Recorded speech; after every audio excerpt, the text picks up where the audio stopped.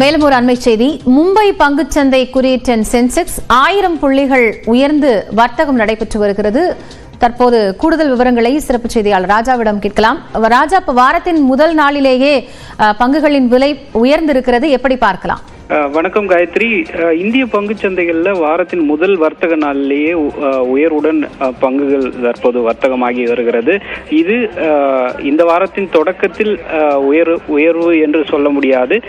தொடர்ந்து 6வது வர்த்தக நாளாக இந்திய பங்கு சந்தைகளில் ஏற்றம் காணப்படுகிறது. 12:30 மணி வரை இந்திய பங்கு சந்தைகளில், குறிப்பாக மும்பை பங்கு சந்தை குறியீட்டு சென்செக்ஸ் 1011 புள்ளிகள், அதாவது 1.31 விழுக்காடு அளவுக்கு பங்குகள் ஏற்றம் கண்டுள்ளன.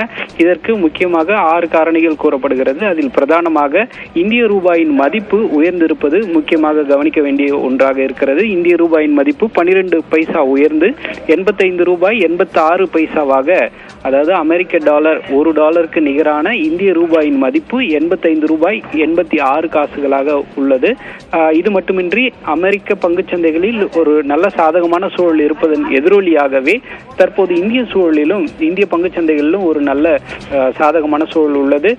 இதில் குறிப்பாக வங்கித்துறை பங்குகள் பெரிய அளவில் ஏற்றம் கண்டுள்ளன.